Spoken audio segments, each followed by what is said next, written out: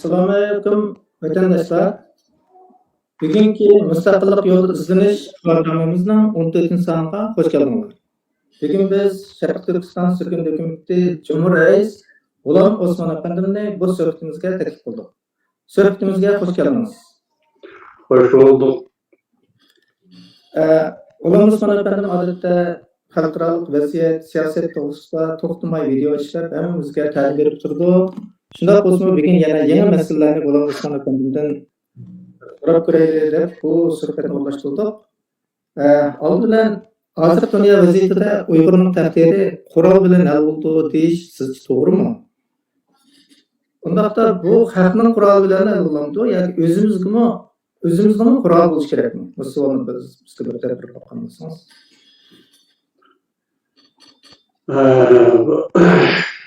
Kurallık inkılap degan gap bek to'la bo'lalardi. U gapni qiyg'anli bek muhtaram odamlar hisoblanadi. Buni xalqimiz bek amroq bu gapga. Endi savol kelsak, hozirmi, burunmi, kelgusidimi mustaqilligimizning asli kelishining yo'li birla. O aslında kurallık inqilab. Ben bunu 20 yıl avval yazılgan ve keyin toplamlar kirgizilgan maqolalarımda keskin talaffuz bilan o'tirib qo'yib qo'ygandi. Gerçi hozirgacha diqqat qo'zg'amagan bo'lsin. Bu benim siyosiy kurash tariximdagi o'zgarmas qarashim edi. Gerçi bazılar atom devrinde yağışla keşfiyen perdede bu kararışın tunç oturup koyuluşu fikir atış kılıverilgan bolsun mu? Bu kararış 20 yıldan beri benim kitaplarımda. Hoş. Bunlar olsa kurallar nereden geliyordu? Ben bu aktıma ilgili değdiğimde digende yadımda var. Belki siyasi mecmuanın 3. kısmında, Şark Türkistan Azatlık Yolda Hızlanışı'nın 3. kısmında olması gerek. Yazıl makalında. Yani birge Sıdıkacı Rozlu'da cevaben yazılgan 40 sualga bir cevap namlı makalada mı? Bu kuralların nereden gelişi hakkında digerlikim isimde. Yani Sıdıkacı Rozi dedi ki Kur'an'ın bağımı Tülemşe'nde edek nâiti sert bir telaffuz bilen meskharlik soraydı buna kitaplarda. Ve onun şu sözüge cevabı ben nime degenim bu gapni degenim isimde onun da tilga aldımmı yoki kitaptaki maqolalar tilga aldımmı? Gitlerning bir so'zi var. Bir nemisning ulug'liq va jasoratining yenidan qo'lga keltirilishi masalasi. O'zimizga qurollarni qanday ishlab chiqaramiz degan savol bilan hal bo'lmaydi. Bir millatni qurol ko'tarishga qobiliyatli qalga keltirgan ruhni qanday yaratamiz deb o'ylashimiz lozim. Bir millatning ustida mushundaq bir salqin askan taqdirda aqli ming yo'l topadi. Ming emas, ming yo'l topadi va bu yo'llarning har biri o millatni bir qurolga yetib boradi. Bir qo'rqoq odamga 10 tapancha berilsa, u odam bir hujum mezgilida bir payni o'q atmaydi. Bu qo'rqoqning qo'lidagi tapanchalar bir jasurning qo'lidagi qamchidan az qimmatga ega degan gaplar. Ben belki şunu bir maqolada naql qildim esimda qilishi ya shu Sıdıkacı'ga bergan javobda hatırlayamadım. Esimda qilishi yana Xitoylarning dünya urushi davridan qolgan bir partizanlarning hissidan 2 misrani naql qilgandim. Açlıkni, kiyimni elib keladi o düşman. Mıltıqni, zirbirekni yasab turadi o düşman. Nima degan gap bu? Biz urush orqali urushga tayyor bo'lamiz. Urush orqali urushni o'rganamiz. Urush orqali uningga kerakli narsani qo'lga keltiramiz deganlik. Ya'ni dushmanni qo'lidan tortib olamiz degan gap bu. To'g'ri. Bu tushunishlikka bir gap endi bu Xitoy bizga aytib bermaydi uni. Yani biz bir şey yasap vermeydi ama onun yasalarını takip edişimiz mümkün. Vaziyet şunun bir kere vaktidir. Yani cesaretimiz bozuldan Kur'an'ın ışığının başka duruşunun aciz değil. Bunu düşmanının kolunun takip ediniz, olcalınız diye. Hoş, sualın özü yakınlarsak, realrak cevap verip doğru gelse, şunların değişimiz mümkün. Eğer olmadan olsa, kural bile eğer olur. Bulmasa hiç bulmayı. Bunu keskin türlü cezimleşmiş gibi oldu. Xitay degenden biz düşengen, biz bilgen, Xitay degen bu milletni paketlardan yüzü kızdırıp ketadigan numuskan millet emasligini bilamiz. Nayet odan bilamiz. Xalqaro besimlardan ta'sirlanib ketadigan turda emas. Quruq yeb, chashqa yeb olsunmi, yashaveradi u embargoli xiyolga kelmaydi Xitoyga. Joyini madrasalar qilmaydi. Shunga teshliqchilik yo'li bilan Xitoylarni qo'g'lab chiqarish fantaziyadan o'tib ketgan xalqiyondir. Kurallardan keladi. Yuqorida deganimizda dushmanlar yasab beradi, o'zimiz ishlab chiqaramiz yoki boshqa davlatlar yordam qiladi. Hozirgi tinch bir davrda bularning hech biri mumkin bo'lmaydi. Qurollanish uchun, qurolli bir qo'shinning maydoniga kelish uchun xalqaro klimat uyg'un bo'lishi kerak.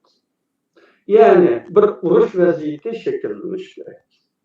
Xitoylar asosiy dushman bo'lib, ko'p davlatlarning qarshisiga chiqqan bir urush vaziyati tug'ilganda, Xitoylar bilan dushmanlashayotgan davlatlarning Xitoyga qarshi barliq kuchlarni safarbar qilishiga to'g'ri keladi.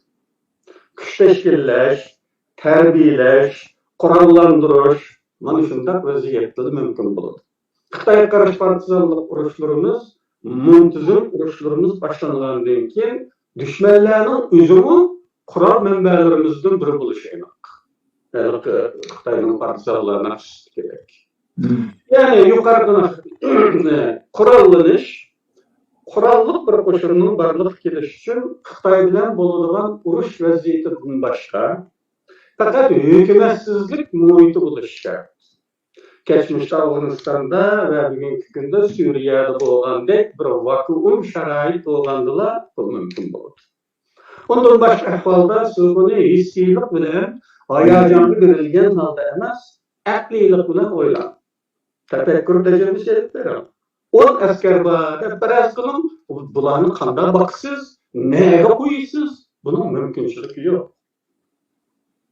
Üçüncü ehtimollik gayet çoğun sallarda pul oluş gerek. Bekçilik pul. Uygurluğun yakında dırskınış toplandıgan anda uşak iyanlı bilen mümkün olmaydı. Ben bu hafta Mucize diyen yeni romanda işaret verdim. Onun da deyilgendeki yollarıyla kılışkımız olur. Onun başka türlü yollarımız var. Lekin buningga g'oyat zo'r mablag' kerak. Xo'sh, rahmat. Bizningki mustaqilligimiz faqat qurol bilan bo'ldi degan xulosa keldi. Lekin buni burunmi o'zining kitoblarida, o'zining nazariyalarida deb o'tgan. Endi ikkinchi savolimiz, hozir muhojiratdagi Uyg'ur dunyosida har xil ko'rinmas kuchlar tarafidan desteklanayotgan bir qism atalmish sarxillar meydon kelyotdi. Gerçi siz yaqinda to'g'ri so'zlab bergan bo'lsangizmi, bu yerda shuni bir xulosa berarmisiz? Bu pek muhim bir mesele. Haqiqiy turda vatanning mustaqilligini arzu qiladigan kishilarimiz dikkat qilish tegishli eng muhim masalalardan biri bu. Xitoylar chet ellardagi Uyg'urlarni manipulyatsiya qilishga jiddiy urinish bilan qolmay, buning amaliy qadamlarini e'lon. Agar diqqat qilinmasa, kelgusida Uyg'urlarning butun ideologiyasi Xitoylar tarafidan belgilanadigan, Xitoylar tarafidan boshqariladigan bir holat bor keladi. Chet elda. Chunki hozirning o'zida Xitoylar buning birinchi qadamini besyapti. Atalmış demokratik Xitoylar yoki kommunist Xitoylardan qochib chiqqan Xitoy boylar sifatida ko'riladigan Xitoylarning qo'li va puli orqali bir qism fail majbur Uyg'urlar mashhurlashtiriladi. Bu parlaq natijalarning aksida Xitoyning puli Xitoylarning munosabat yo'li borligini nazardan saqit qilyapmiz. Pul ve güç olan ahvalda xuddi temsillerimizde deyiladigan tokmuqinochi olsa kiygiz qo'ziqni muqaqqil bo'ladi deganda vaziyat kelib chiqadi. Pul bilan. Xalqın adamni mashhur qilib etgan bo'ladi. Faoliyatlar o'rinlashtiriladi. Sahnalarda ko'rinish qiladi. Parlaq natijalar kishilarni ta'sirlantirib, oxiri qoyil qilmay qolmaydi. Neticede chet ellardagi jimi Uyg'urlar ularga qo'l qo'ydi va ularni birdan bir yo'lboshchilar deb taniydigan bo'ldi. Mana shunday qilib Xitoylarning kontrolligi amalga oshdi. Bu mashhurlarning kelib chiqishiga diqqat qilsangiz, bir mo'l o'rtoqliklarni bayqaysiz. Bu asosan ziyolilar, bilimli sarxillar, turmada yetib chiqqanlar. Ortaklıklardan birisi bu. 2017 yılda kahramanlarca çıkarılırlar. Bunlardan çıkıklı işlevirtip gitişinin yüzüne yeterlik derecede gumallık bolsun mu? Lakin halkımızdaki istihbarat inanılmıyordan düğün buluşu hiç neme görmegen kalender degende vaziyeti bolğanlıkları üçün ular hazırdırlar ma'lum ommaviy asas yaratishga başladı. Bu hakkında en az şirketim çözüldü. Benim özgürlerim abstraktif hukum sisteminde gözük görünmeydiğanlığı ve esrin çıkardığı. Ama ulanın parlak hizmetleri konkret beyledi. Derhal gözgüçelik kırdığı nazar tutkanda ahırı Xitay kontrollü düşüşümüz kutulgusuz bir takdirde tüydüp beni ensir etmekte. Asli hemmeylerini ensiresi buladı. Ve hemmeylen bununla dikkat kıysak buladı. Lakin nurgullah eliteli tesirlenmekte. Ne dedim ba? Bunun işi neymiş ki o kadar unkip gitip vardı. 70 yıldan beri bu köçet koldular жүрген ay konularını o kadar akmadan şunun için ultraşarlık kıyganlar. Bu keyin chiqqan munguz ajab eshib ketdi deganni o'ylasak bo'ladi kichkina. Buni aqliy tafakkur bilan, hissiyot bilan emas, aqliylik bilan o'ylab kichkina o'zimiz ogohlantirsak bo'ladi. Shunisi bu bo'lmayotdi. Bu hol meni ansirtadi. Munda ketaversek biz chet ellik Uyg'urlarni Xitoylarning boshqarishiga tushib qolamiz. Xitoylar tarafidan yaratib berilgan bir ideologiya bilan maqamiz.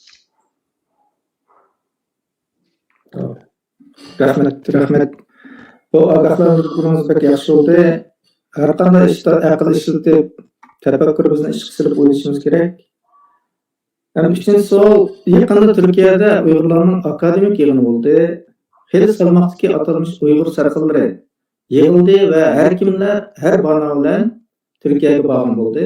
Bu qatam Yaponiyada shunday bir cho'ng yig'in bo'ldi, faoliyat bo'ldi. Biz bunda bir yig'ilishlarni Uyg'urlarning taqdiri uchun bir salbiy qadam deb muayyanlashtiramiz. Normalda Türkiye'de faaliyet bir kızıydı gayrı. 400'dek tuğduk ilgili olan faaliyet bir kızıydı Türkiye'de.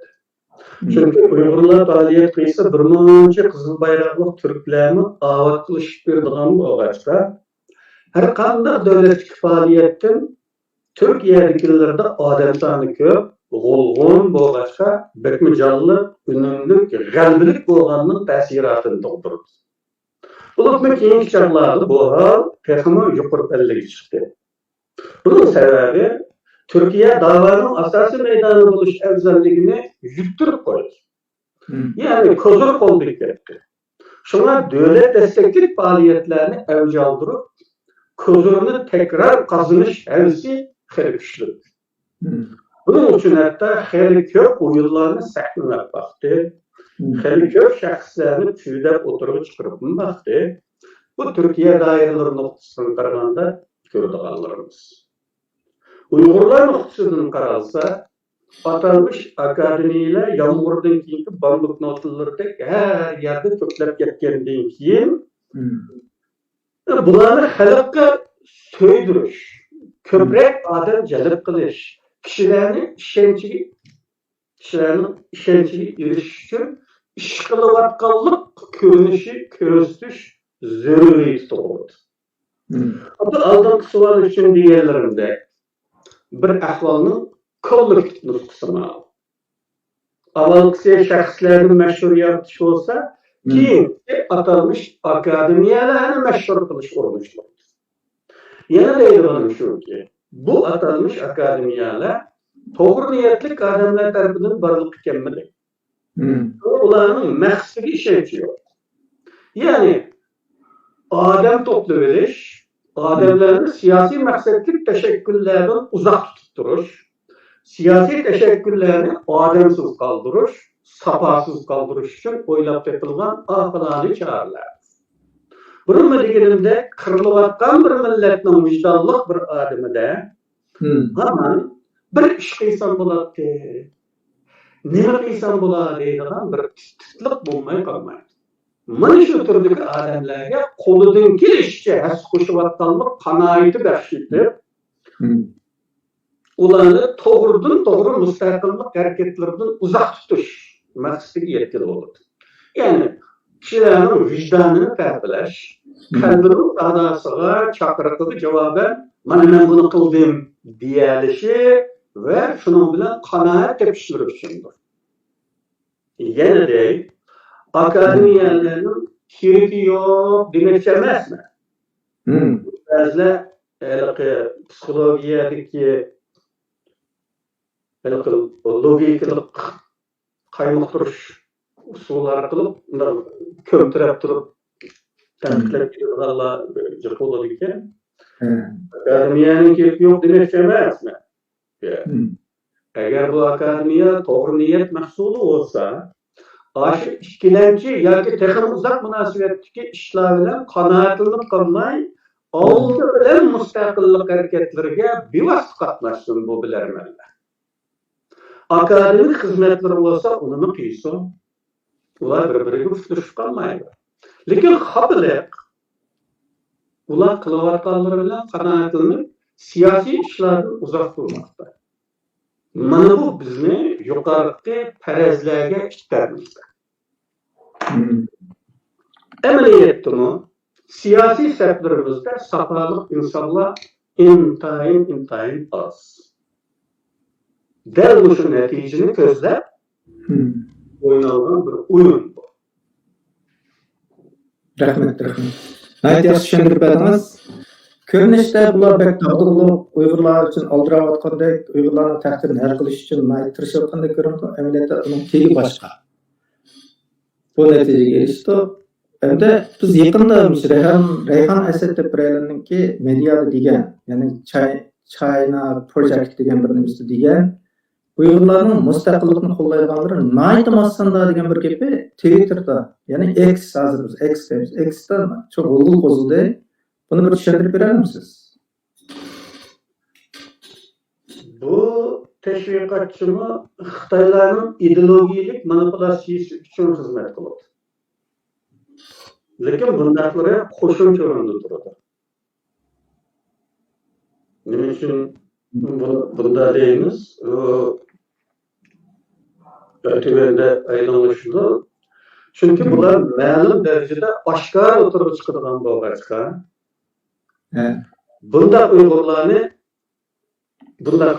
Uyg'urlarni bevosita qaymoqtirolmaydi. Aksincha nafratning nishoniga aylanib qoladi. Buning uchun qo'shimcha bo'lar. Shunga bularni qo'shimcha o'rindagi yordamchilar deyishimiz mumkin. Bazı yardımlaşlar, Uygurların içinden yaratılan, Uygurları karatılgan hizmetlerle meşhur olanlarga nispeten bu hoşumca. O asas. Bu Xitaylarning bu ideologik manipülasyon ve çetellik Uygurlarını üzür kalıgan çığırdıp başkuruş bu büyük projesideki hoşumca rolçularla. Ularning asosiy diqqati chet-elliklar qaratılgan. Chet-ellik Sharq Turkiston masalasiga qiziquvchilarda idrok hosil qilish, xato tushuncha, xato tonish hosil qilib, uni umumlashtirish xizmatini qildi. Ya'ni butun chet-elliklarga ashuni umumlashtirishga urinildi. Uning vazifasi. Chet-elliklar bir kanaat, bir idrak, bir düşünce hasıl oldu ki Şarkı Türkistanlıklarının asas kısmı müstakillikini kalmaydı. Bu muhitini yaratış onun vazifesi. Şunun için bundaklar köpünce çetel tilleri yazılır. Bu bir emas ko, bir kayıtsızları var mı şunda? Yukarı seviyede çetel tilleri yazarlar. Yani şu seviyeni özünün milleti için hizmet kıldığına vatıda bu bilerler. Çet-elliklerde Uygurlar müstakillik talep kılmaydı degan qarash umumlashtirib etrafimizdeki Qorshov halkısını taraytish ularning asosiy ishi. Xitoy uchun ishlamaydigan ziyolilar. Bo'lib chet el tilini ravon biladigan ya özünün oylaydigan tutumda yoki siyosiydan uzoq turadigan. Ya bo'lmasa bek obdan. Millet kuyundigan deklarmi yuqorida deyilgan akademiyalarga yig'iladigan bo'lgan. Bu Reyhan Asadbek Xitoy tashviqotchilariga javob bergan sapaliq Uyg'ur chiqmaydi-da, qarcha bo'sh qoladi. Bu deganlik bundaqlarning Xitoy uchun elib berayotgan idrok hosil qilish qurilishi unum qozonadi. Chet elliklar xato jangi keltirildi. İçki ve tashqi halkada Xitoy uchun xizmat qilayotgan hukumatlar oxirida xalqni Xitoy belgilagan manzilga yetilib boradi degan. İngilizce yazılgan maqolaga qarshi minglagan Uyg'urning Uyg'urcha yazılgan noroziliklardan chet elliklar xabarsiz qilinmagachga ular ko'zlagan unumga ta'sir etmaydi. Ya'ni chet elliklarni qaysi holatga keltirishni ko'zlagan bo'lsa, ular bu maqsadlarga yetadi. Aslida şu akademiyaga yig'ilgan hukumatlardan tushdim cevap reddiye etmiş gerek. Lekin ular yani toplayıldı. Siyasiyle uzak durdular. Ular ilmi hizmetlerle millet hizmet kılınmaz mı? Onun için siyasi sert boşlanmakta ve bundaklara olmakta. Bizim olma dediğin bayağı şart vaktimiz bu, oğlun nazminde. Onun ağlarının oğlusu olarak. Sert boş. Mesela benim kullandığım kelimeyi çatlatlı ben kırığa vakti çıkarlığım için yapı öğrenemedim. Bu ziyadelerin en sarkıllarının işte de müstakillik deydiğim. İlk siyasi muddaası olan teşekkürlerde toplananları yok hesapta. Onun için ular olmalılar. Doğru. Rahmet. Elbette bu makalada gayet ustadlık bilen Palestin işleriga dünya ko'ngil bilib o'tadi. Uyg'urlarning ishlari qapqaladir degan bir nimada yozilgan. Ammo buning ichida bu Uyg'urlarningki faqat bir nayt oz qismi inglizcha uni texmi yo'q deyarlik deb qopdi. Muşunda bir qismi nima qila oladi? Uyg'urlarningki mustaqillikka nima qiladi degan bir ideyani o'tirib silib o'tdi-da. Bir qarashda o xuddi Uyg'urlarning manfaatini so'zlayotgandek. Amaliyotda asrdagi ish boshqacha. Yaxshi tushuntirib berganingiz ko'p rahmat. Endi Uyg'urlarning hozirgi vaziyatida doim maydonga kelish imkoniyati bormi yoki vaqt o'tdimi? Demakchi uni doim yaratilish vaziyatga uyg'unmi? Chunki hozirgi fikr davrida qusursiz bir odamni, bir obrazni yaratmak shunchalik qiyin. Siz buni qanday qaraysiz? Bunu bizim ziyaliler içinde bir başka bala bir yaltacılığı var ziyalilerinin tekbağın. Hiç Uygur'un gibi dikkatli kılınmadan buluşup karmayı nereden tapkan Uygur'lar yaltadın yapaşıktı. İkincisi benim bu. Uygur'da daha iyi yok. Daha iyi olan da olsa bizni uyuşturalaydı. Biz bu alı uçup kalmaydı. Olgunlaşan bir udum bu. Bunda bir işte Xuddi eserlerisinin padişahsını yitirdirişke okşap ketadigan bir xil tasavvur qilib buni bayqaymiz. Uyg'urning magi. Xuddi dainimi eserler erisinin padişahsını yaratgandek barliq keltirgandek, barliq keltirilgandek o'ylab qoladi. Eserler padişahı her neçin kişinin köksideki süt yoki sütsimon suyuqlik bilan betilib yetishtiriladi. Ama dairegen da yetiştirilmeydi. Yakında yetişmeydi. Şunu bunu okşay tasavvur qilish xata. Ben bir Friyet'in yazgan Behtolu gipini qildim bunun acayip dolu zerikarliklar juda dolu davadim uni. Ahir bo'lmay uning gipini qilavergandikan haqni ko'zimda torg'im yo'llab qo'ydim. Ulug'liq krizisi mavzuu. Mana shuni degandim. Urug'da chataq yo'q. Urug'siz chataq kelmoqda. Millatga bek kuyuladigan birinchi bilarman millatchilar qandaqdir Uyg'urlar döt emas deydigan mazmunda ilmiy maqolalarni yozib Uyg'urlarning döt emasligini isbotlashga urinish yurgandir bir zamonlar. Buni ko'rganlar bor. Buni hajati bormi? Qaysi millat shunday urinishlarni qildi dunyoda? Bu bir hududni bildirdi. Dötkerligimizni lashkarlaydi. Uyg'urlar döt emas desa Uyg'urga kuyilganda qilgan bilan hududlardan deydigan gap bor. Dötlikdan gumon qiladigan. Dötmini nima deb bizning gumon qilmoqda deyiladigan gap bor. Ayda maqolani qaysi millat ayda maqolani yozib o'zini döt emasligini isbotlayapti dunyoda. Hudud bu. Hudud yo'q. Milletler herkesini vaqt zayi qilib döt emasligini maqola yozib isbotlashga urinib yurmaydi. Uni nima qildi? Ijod qildi, kashf qildi, aql farosat haqida izlangan nurg'un olimlarning eng oxirgi kelgan xulosasi nima? İnsanlar irqiga ko'ra aqliy jihatda farq bo'lmaydi. Bu IQ Uyg'urchada aql hajm deb to'g'ri keladigan qildimi?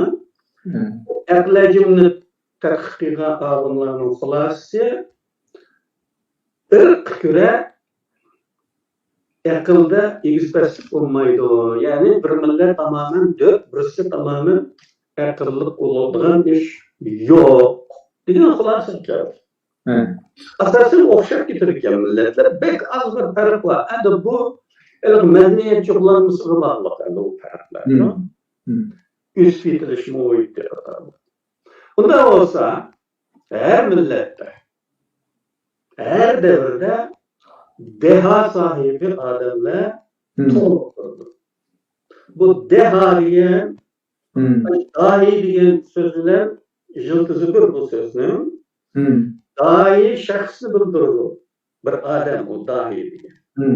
Deha uningdagi aşı aql farosat ve şu dahilikka uygun alametlerinin yığındısı deha deyiladi.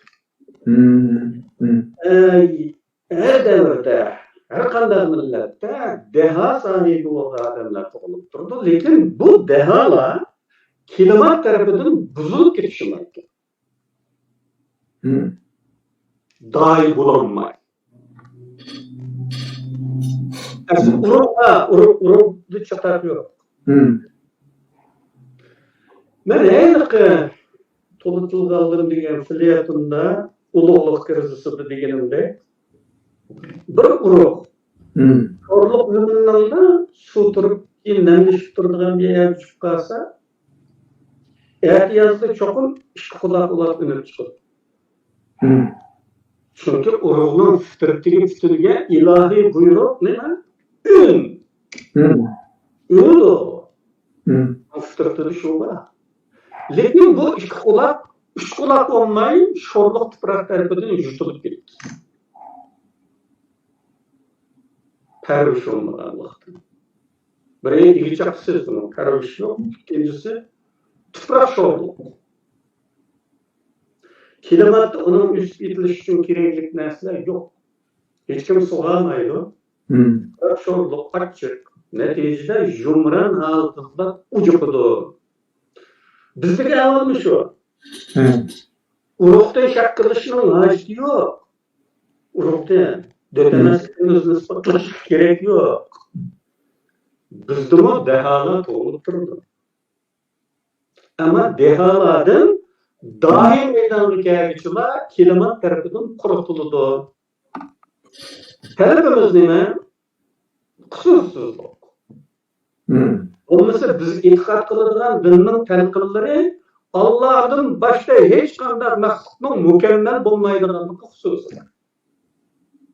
Ama bunu ülük yadlaydıran boğunumuz için dinimiz dogma yadlayınız ya onda olan deyin ki meğerisini hazır kılmayız ona.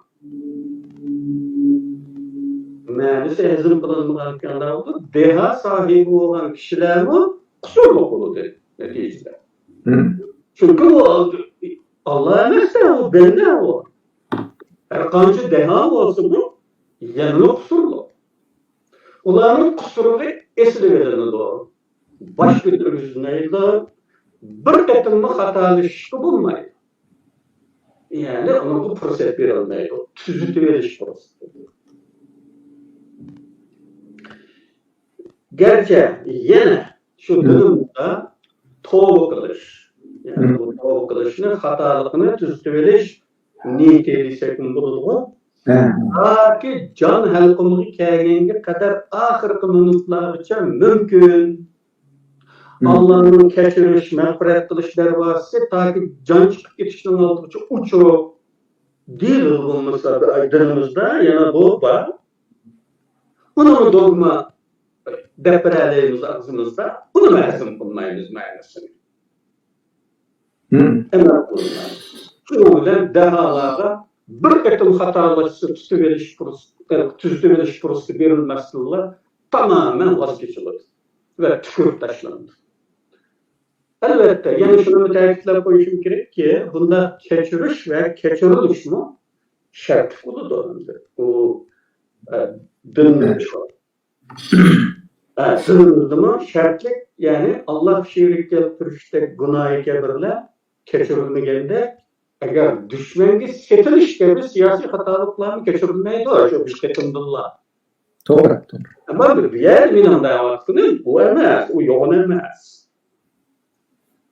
Düşmenge setiliş ve başka düşmenge setilişin başka barlık çiriklikler. Kançılığı ve kayıs türü görülsün.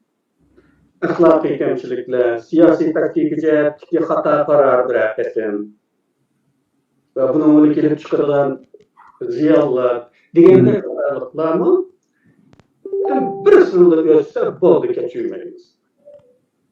Ama başka milletlerinin hatta dünya tarihinde en meşhur deb yazıladigan derecedeki meşhurlarının tercümanını okuyup baksak hayran kalırsınız. Eğer şu içeri Uygur'da tuğulup kalan bolsa bunda meşhur olamay Allah kaçanını çıkarıp tahsil kılıp taşlaydıganlığımızı her kanda Uygur beres kılalım. O kadar sert bir kusurları var şunun. Ama onun halkı medeniyet cumhurlanmayışı degan bektolu dedim. Medeniyet cumhurlanması bo'lganligi uchun mevzu savaşsız olsun. Medeniyet cumhurlanması bo'lgan bir milletning a'zosi bevosita o'zi oliy maktabda o'qimagan bo'lsa-mu, oliy maktab tugagan bir afrikalik qaraganda jiq benim biladi shu. Aqliy yetim chiqara oladigan bo'ladi. Halkılık paytda qanday bir narsani voz kechib, qanday bir narsani chim turishni biladigan bo'ladi, qaror chiqarishni. Bu medeniyet cumhurlanması pek muhim. Endi u boshqa millatlarga bu medeniyet cumhurlanması bo'lganligi uchun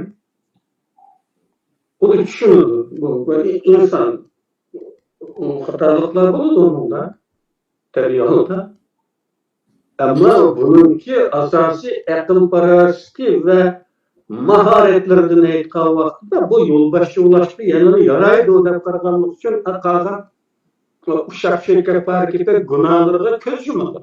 Onu tatılma. Onun için o daim olap köz yüküründe oturup çıkıldı. Ve dünyanın tarihini yazıldı. Biz bunu destekimiz var. Başarılı destek bulunuz. Kusursuzluk hakkında deganimiz ne? Sizin sualınızdan mı öyle oldu? Talep kusursuzluk. Bu mümkün emas bu. Arkadaşlar. Biz öz liderlerimizle itaat qilishga ko'nmagan. Boshqa millatlar tarafidan boshqarilishga ko'nib qolganlikda mana shunday g'alati aqllanmas talabchanlik bo'lsa kerak.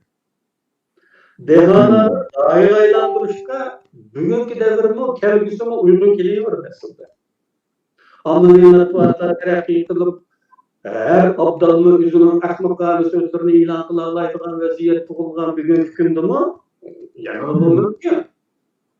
Ameliy matbuatlardaki ameliyle bir insanı ses çıkışta kandan yarattan bolsa bir adamın meçhul kılışımı okşaşı yarat.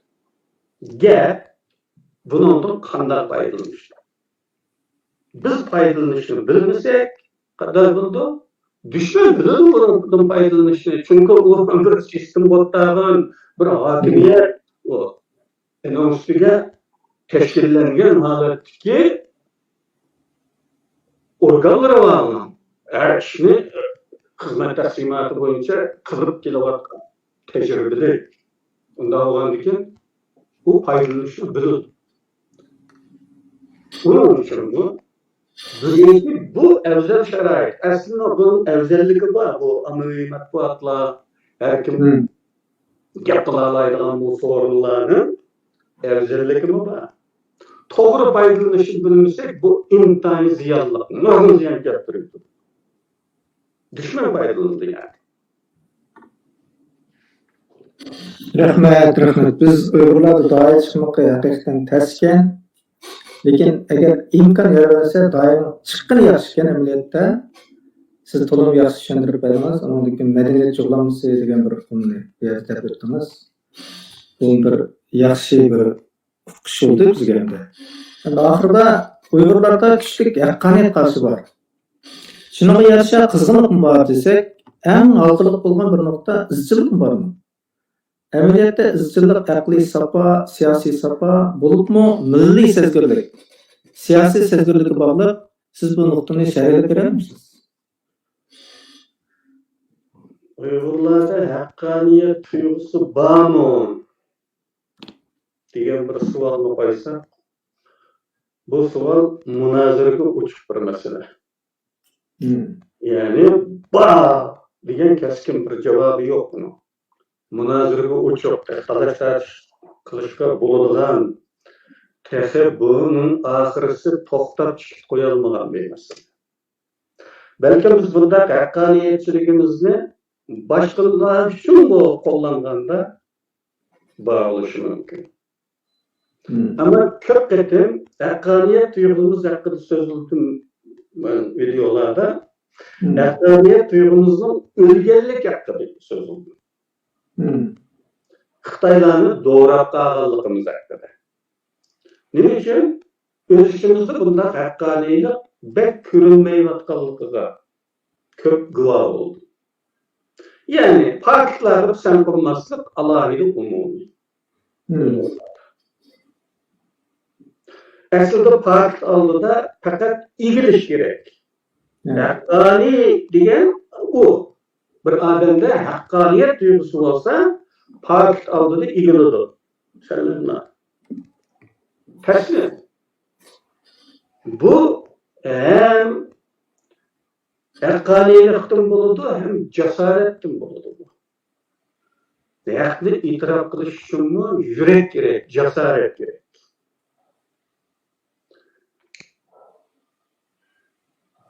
Deydigan söz buluşu mümkün emas, pak karşı. Bir adet söz var mı bu nimede biz küçük vaktimizde medeniyet ırkıları deydiğimiz zaman bekol kullanılan toga pak münazırdan üstün deydiler. Pak var yerde münazırga urun yok. Tübide o pakni gösterdiğin yıllar tübide o yana tanışılan bir mümkün yok. Lekin uni burada yana talashadi. Yana talashyapti. Bizda faktlar qarashida yana oqmagan bahona, tutamsiz hatto munosabatsiz gaplarni qilib, xato tanlashlarımızdan voz kechmaslik ahvollarini ko'p ko'rdik. Oldingi qitimda ma'lumotmin ala misal keltirdi o bir kitabıda mı yazıpken nevropsikolojik sınak ne? Germanya'da tügü var mı? Tügü yok. Depremde sınaklardan internet belgesi o da depremde cevap ne? Germanya'da tügü yok. München diyen şehir Germanya'nın bir şehri. München da tügü var mı? Buluşu mümkün değil. Abi, hem o bağlılığını rastgele için o üze sebep dokuydu abi. Eğer Kırmızılar Kazak olsa tügünü bağlamış mümkün değil. En bizim Uygur başında değil. Yani. Baş tügü bağlayıp bağlamak için endi onu bağlılıqni mustahkamlash uchun Kırmızı bilan Kazakni paydo qiladigan gap Münchenda. Bizim Uygur. Aynan shunday. Terajeydi. Hech qanday aqmagan gaplar bilan terajeydi. Buni davomli ko'ryapmiz. Bundan keyin bu kurashni davom qilamiz bu faktga qarshi terajeydigan ishni. Biz mana shu bu ko'pincha nima to'g'riliqlardir bu tarixiy shaxslar haqidagi qiydiplashgan baholarning aksi baholarga qarshi nomussizlik o'zi terajlash. Eğer o sonuçlar var bunun içinde. Bizim düşünmemdeki de ben düşünmeyim o karşısına alışıverse bunu da dolayı yarışıyor yana. Sonuçlar doktor, profesör kalpaklarlar var bunun içinde. Fakt bilen desteklanıvatkan yeni bahalar karşı şalpaklık kadar işimiz yoktur. Bunda tirajlaş, hakkaniyet duygusunun ölgenlikinin neticesi bu. Xitoylar tarafidan shakllantirilib, Xitoylardagi vijdon va adolat tuyg'usidan yo'qsul mahv aylantirilganligining bir isboti bu. Endi bu Uygurlardaki adalet duygusu başka halkların içindeki işlerde işleydiğinde kıtırdı. Ama Uygurların içinde bunu ben bekçik görmedim aslında desem. Endi bu ızçılık meselesiga kelsak, bu tarafimiz tahmin etmiş. Bu ızçılık. Hatta tariximizni varaqlab bakkan çağımızda evimizde ming kişiligidek yapışlar.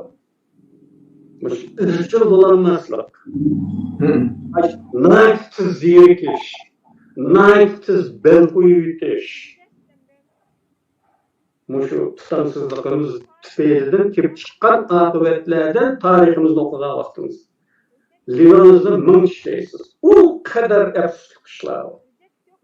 Mesela deydi ki düşmanga karşı isyan kılınız. Yani düşman degen Xitay var.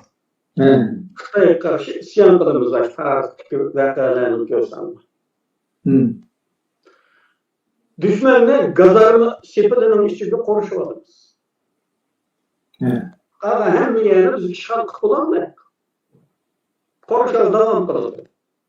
Düşmanla yaydıran işini tügep teslim buluşunu yoki ülü ölüşünü maslahat qilayotgan bir mezgilde biz bel qo'yibmiz. Bu guylar unamaydi. Ay, o sürekli ifadetizden derler. Kitaplarımızda şunun ne oldu? Tekrar düşmanın kolluğuna uçuşlarımız. Bu belki tekrarlanan iş bu bizim tarihimizde.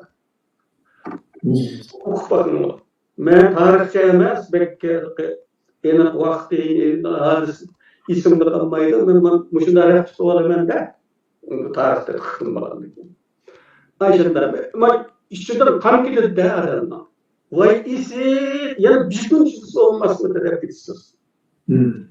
Bu micazımız tabii yenilikçi var. Bu ızçılık degen bir narsani to'xtatmay davom qilish degan gap bu. Bizningki chidamasligimizning bel aksicha.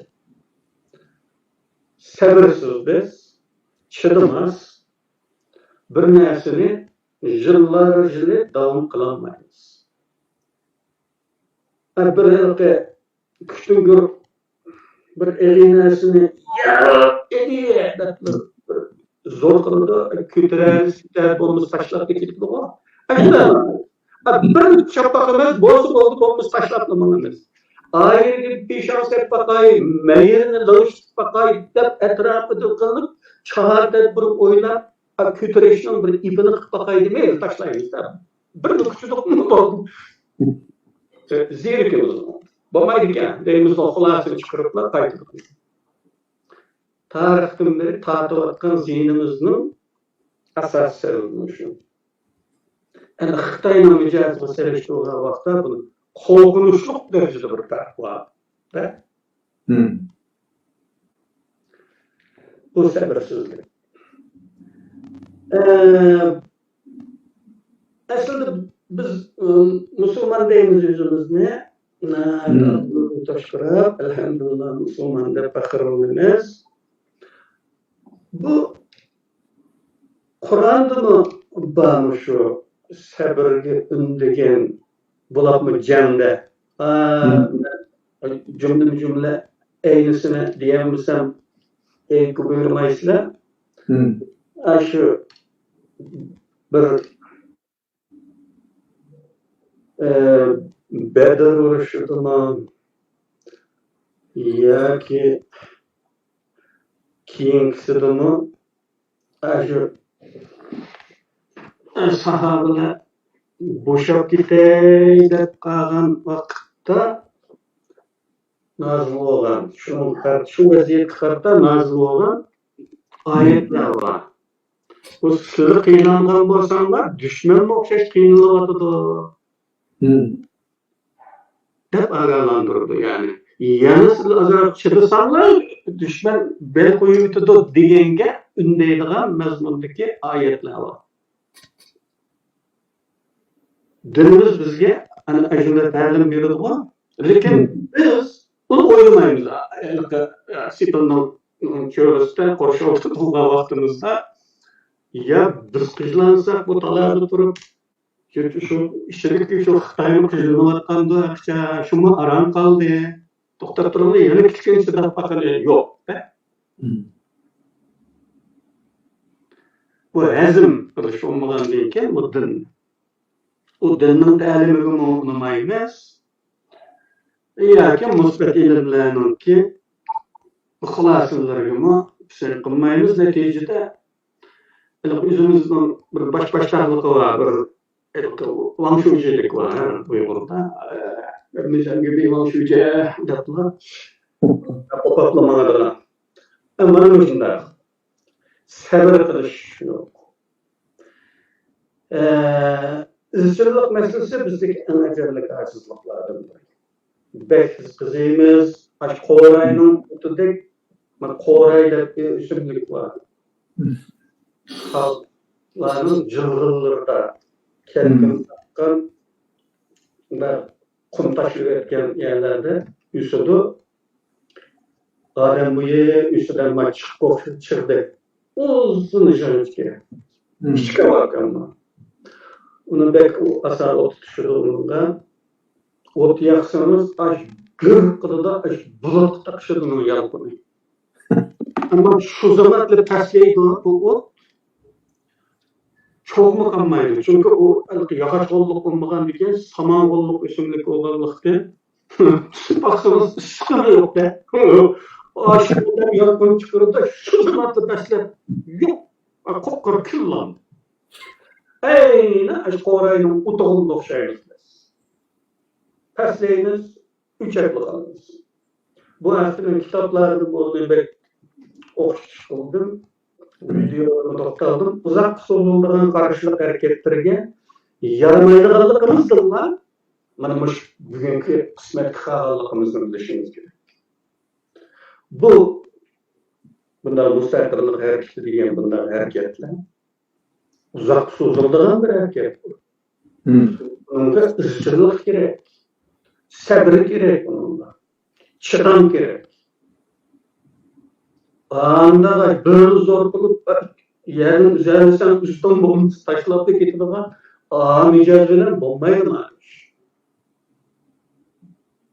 Bu hayat elementleri ne zaman nerede teşebbüs kıldım bir YouTube'da bir kino var. Azap diye kino.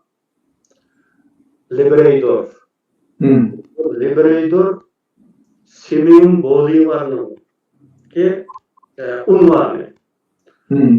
Halklar tarafından azap kıyıcıda unvan verilgen.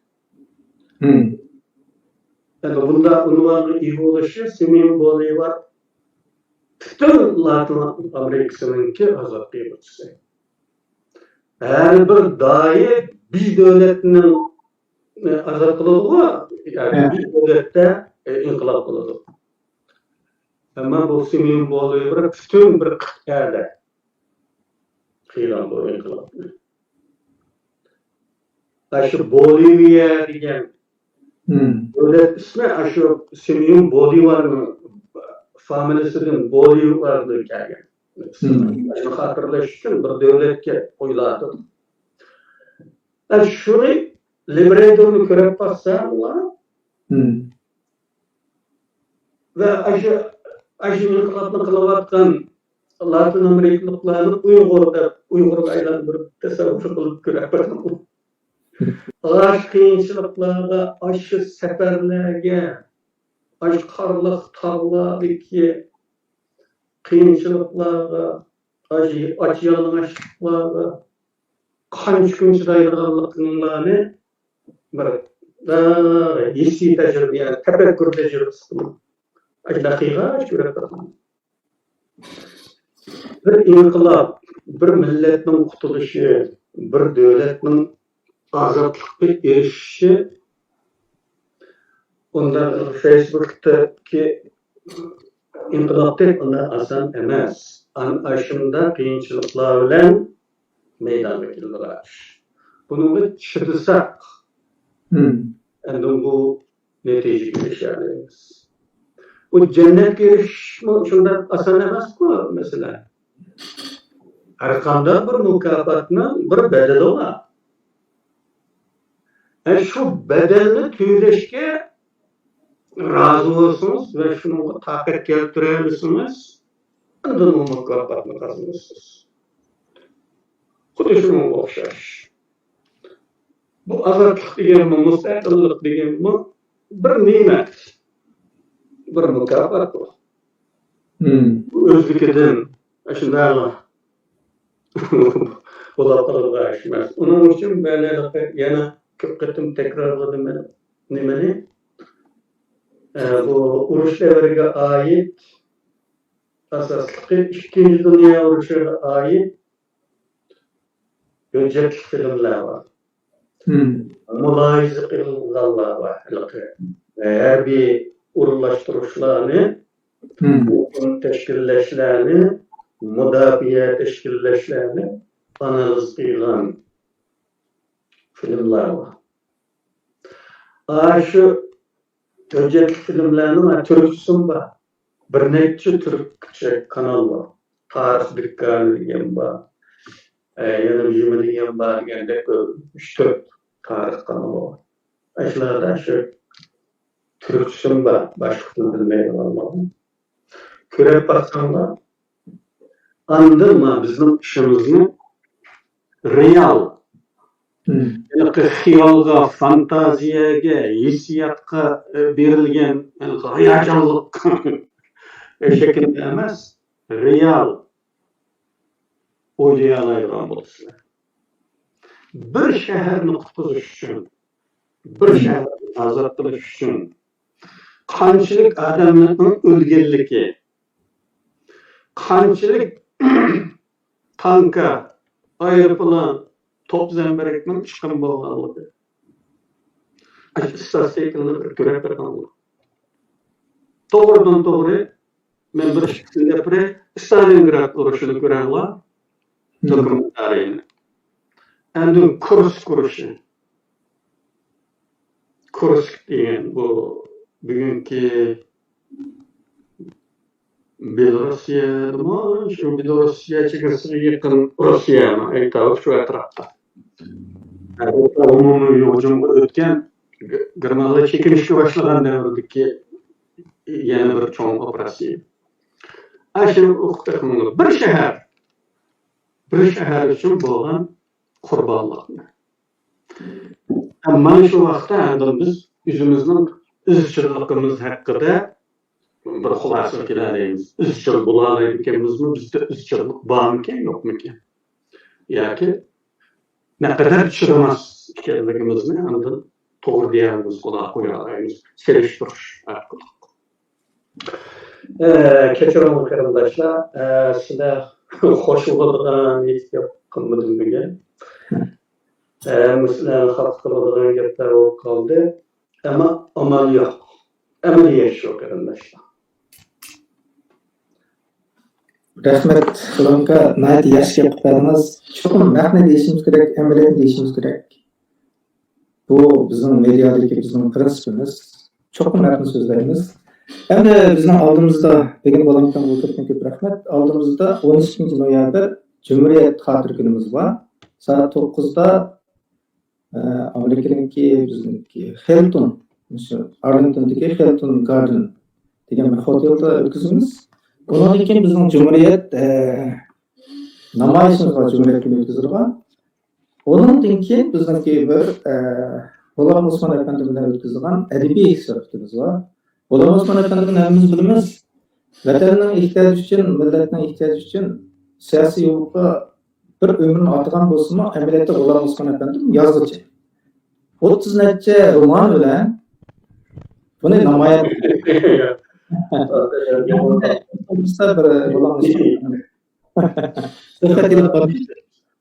Hammalarniki shuni bir vaqt bo'lishinglarni, boshqalarga bir yetkazib qo'yishinglarni umid qilamiz. Shu 12-sida qayta ko'rishimiz. Bugungi mush vaqtinglarga hammalarga rahmat. Hammalarning mushkini mush vaqti xayrli bo'lsin. Allohga emanet. G'ulom Usmon Efendi sizga rahmat.